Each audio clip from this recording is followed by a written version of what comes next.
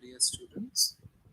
I am back with a lecture on the great Indian poet Kamala Das and one of her very famous poems, My Grandmother's House. Now, this poem first was published in 1965 in one of her earliest anthologies, which is uh, Summertime in Calcutta.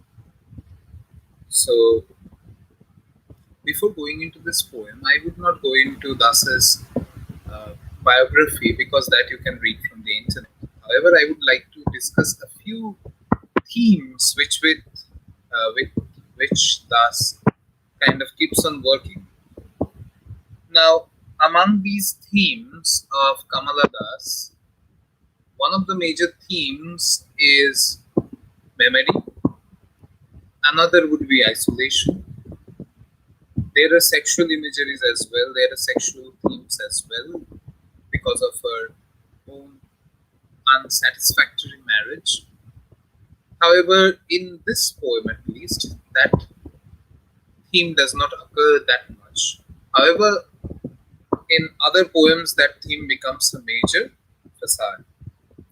But here, let's not go into her sexual life and its explorations because here we have other issues like memory functions in a very important way in this poem. Now, My Grandmother's House is a poem consisting of 16 lines.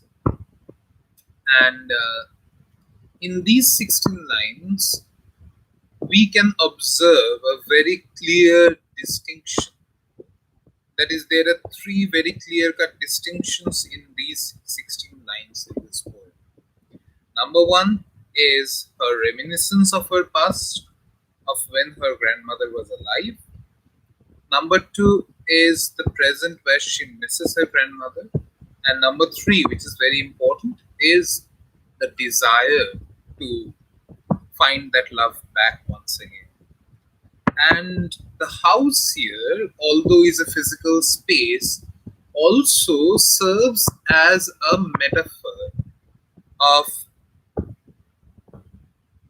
location, of being somewhere, of being able to locate oneself into the parameters of one space. Now, that space might be physical, that space might be emotional, that space might be mental, whatever it can be. It can be emotional topography, it can be physiological topography, and it might be mental topography as well, psychological topography as we call it. However, the topographical function matters over here. So we have both the consciousness of time and space. Why time? Because it is a product of memory, of longing, of nostalgia. Why space? Because this is a space where she could easily locate herself. Therefore, time and space play a major role in this poem. Now, they are intertwined, and how they are intertwined we'll see as we read the poem. There is a house now far away where once I received love. Now, with the very first utterance, Das brings about her autobiography and refers to a certain house which is now far away where she once received love.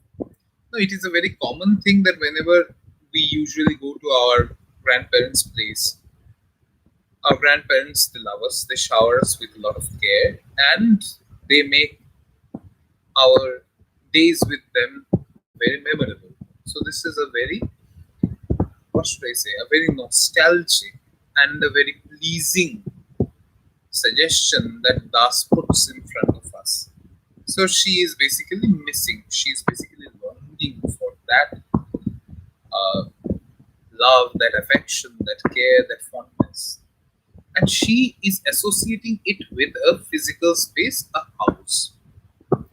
Now, this thing is not very uncommon in literature. Like for instance, if you read Charles Lamb, there you see that Lamb also talks about visiting his grandmother, where he was fascinated by the domes and the pillars of the estate which his grandmother took care of. So there is a house now far away. So through this statement, thus makes some things very, very clear.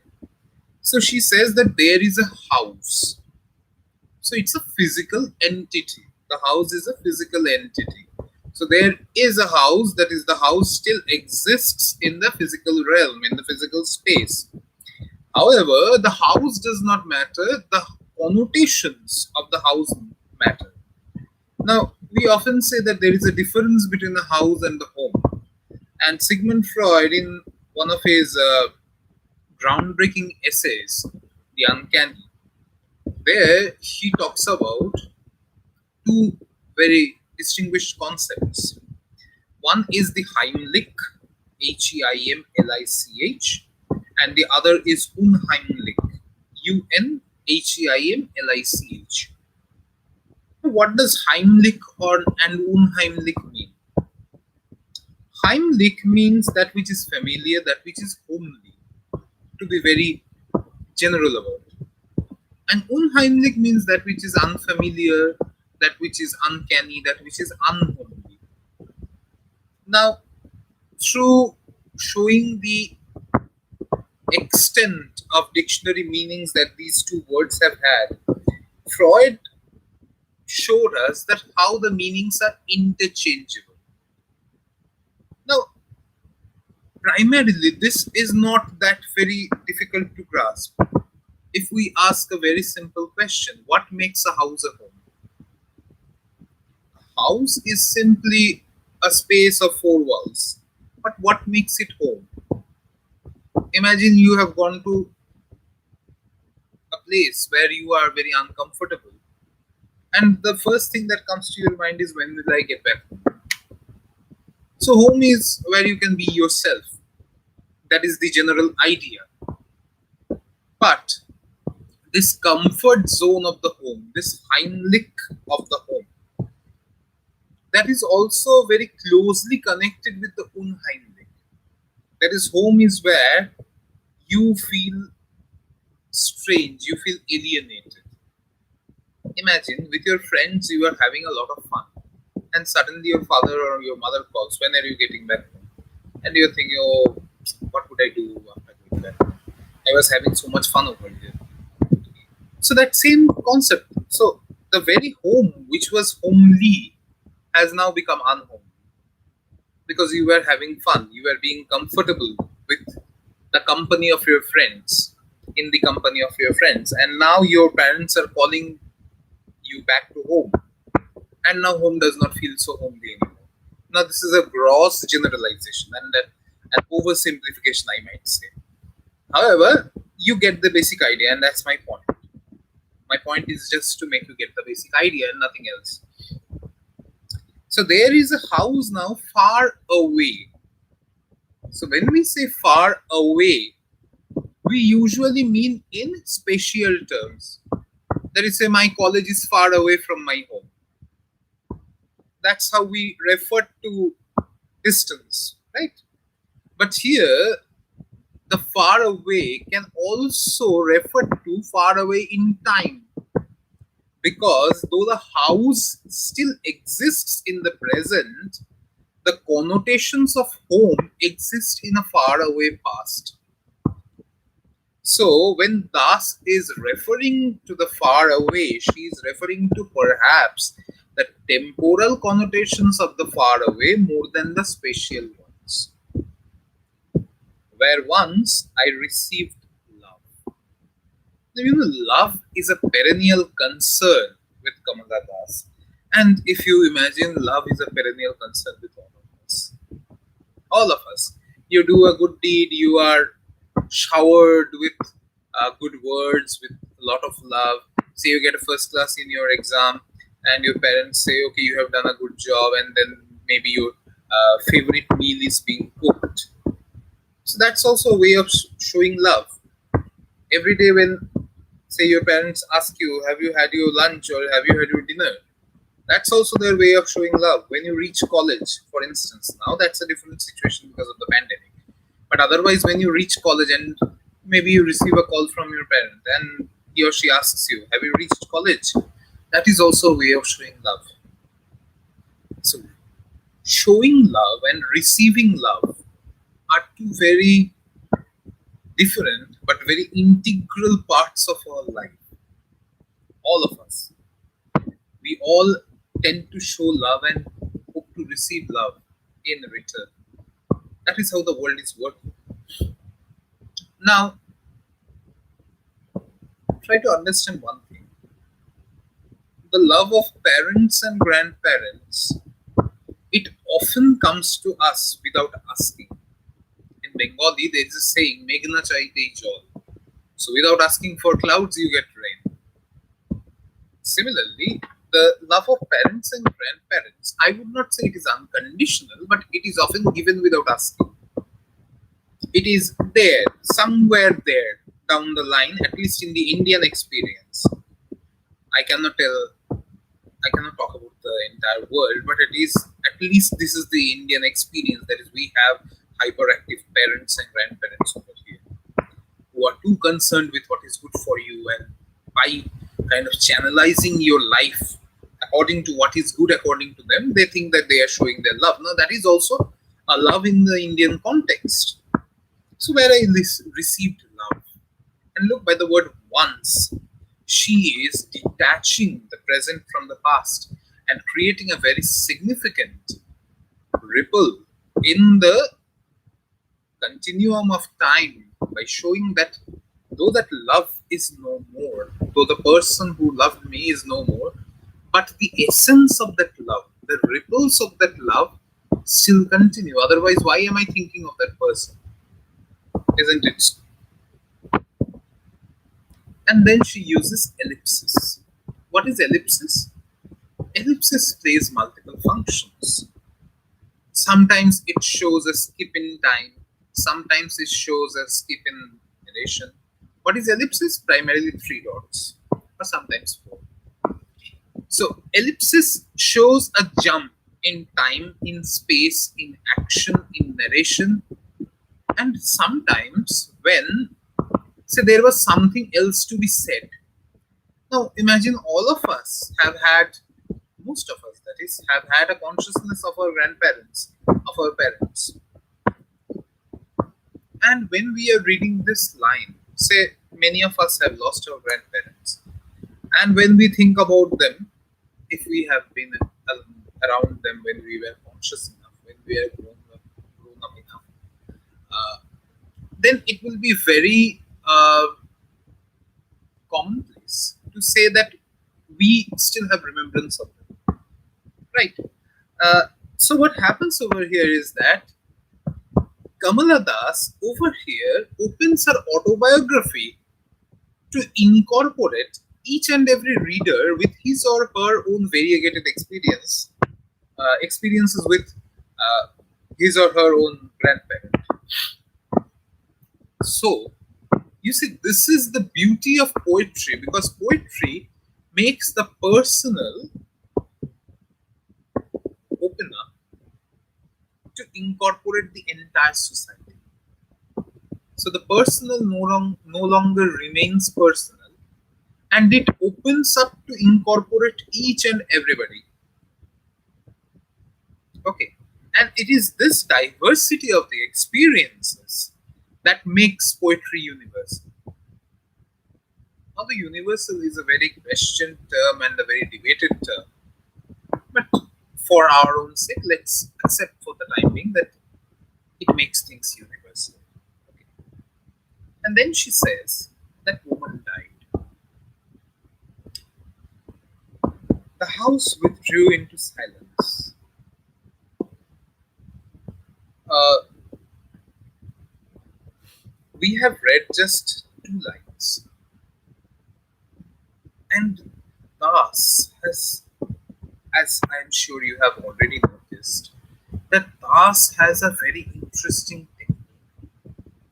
And the technique is simply to use statements.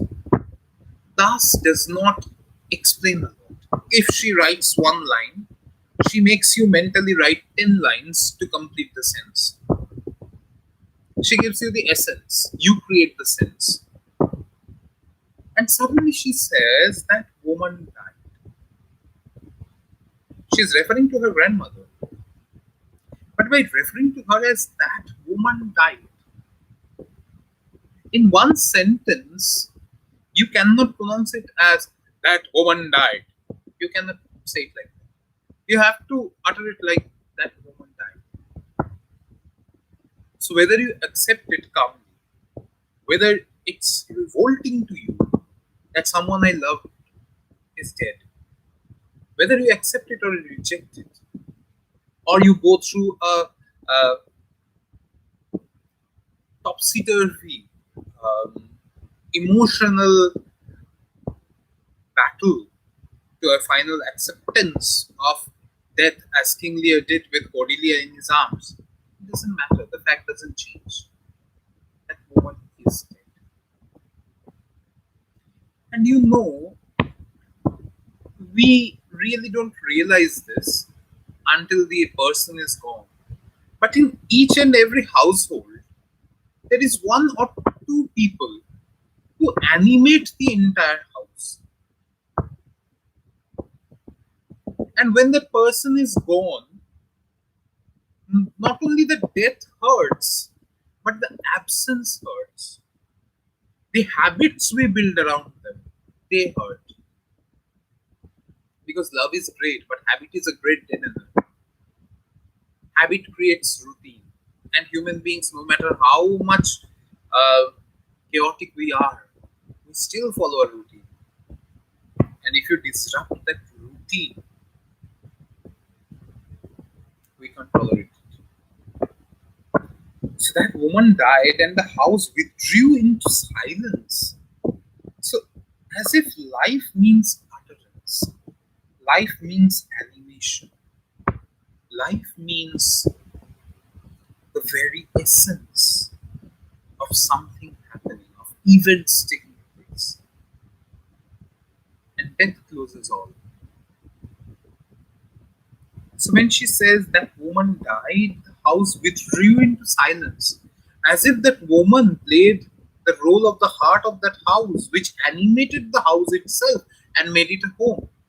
And when she died, the house without a heart just withdrew. Home is where the heart is. And some people, believe me or not, they become the heart of the house. Snakes moved among books. This is a very problematic and a very troublesome reference. Snakes move among books. Books, primarily, you go to any household and you will find books. Because in any educated household, you see that books are the animators. You can understand the depth, you can understand the nature of a family by the kind of books that they read. Go to a family of businessmen, you will find economic times, magazines which talk about the rise and fall of the economy.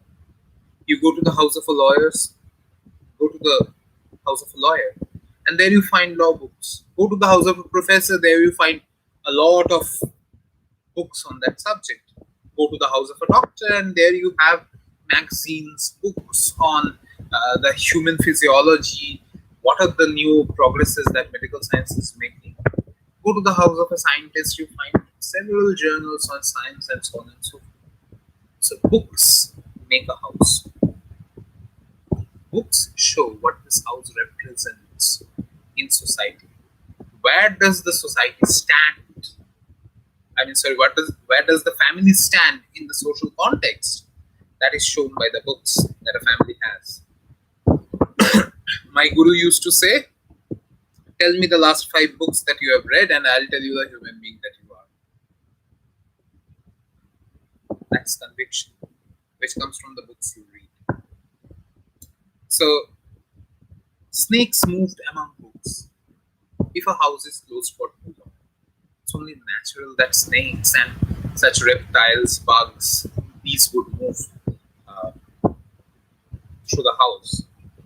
If you have read Gabriel Garcia Marquez's 100 Years of Solitude, there you see that red ants kind of take down the Buendia house. So that's also one reference that comes to mind when we are reading this section. I was then too young to read.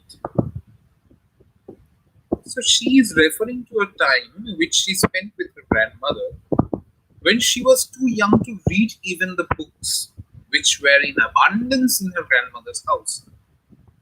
Now, you see, in India at least, the time frame that Kamala Das is talking about, even till today, children, at least in many traditional Indian households, they get their first education from their grandfathers and grandmothers, then from their fathers and mothers, and then from school. So, this preschool period where they cannot learn and have some first hand knowledge of themselves, it is the wisdom of the old people which guide them. That has been the traditional way that people have grown up in India. Even we have grown up in India. And when we started reading, I belong from a Bengali family and I have studied in a typical Bengali medium school, a suburban school in typical Bengal. So we were given books like Thakurma Chuli, Thakurda Chuli, so tales from the grandmother, tales from the grandfather, then Tuntunir Boi by Upendra Kishore Roy Choudhury, such things. So these are the first things that educate a child. And if you focus on this is something which I read somewhere, I don't remember. Uh, a few years ago, I was working on something of children's fiction and children's rhymes. And there I read a very interesting line in which book I've forgotten. But this line's still there with me. The book said that in each country, each land has a rhythm of its own. So Jack and Jill went up the hill to fetch a pail of water. Jack fell down and broke his crown, and Jill came tumbling after. The rhythm is very different from হাট্টিমাটিম টিম তারা মাঠে পারে ডিম তাদের খাড়া দুটো শিং তারা হাঁটতে পারে। So you see, each land has its own rhythm, and a child, if he or she grows with that rhythm, or if they grow with that rhythm, keeping in mind the people who do not heteronormatively identify themselves as male or female. So even in those children, if you look at it very interestingly, the language matters, the rhythm matters. And therefore, it is very interesting that each land has a rhythm of its own. And when Das says that I could not even read back then, so she was being educated by her grandmother. And it is this education which has grown from generation to generation. So that is a very interesting part of education in India, or at least the traditional education in India, which is given in each and every household. And my blood turned cold like the moon. How often I think of going there to peer through the blind eyes of windows, or just listen to the frozen air. Look, she says, and my blood turned cold like the moon. So you can understand that this is a grown up talking up talking about her childhood, right? So she is not talking in childlike terms. She is revisiting the past. She is analyzing the past from the present perspective, and then she is in retrospection writing about her past from her present point of view. I hope this part is clear to all of you. And look, when she says that, uh, and my blood turned cold like the moon is usually associated, whenever it is associated with coldness, it is associated with a sexual coldness. Because Diana, the goddess of the moon, was a virgin, and she was a chaste goddess. And if you have read your Ovid, then you know about Actaeon and the hounds. So I feel that the reference to the snake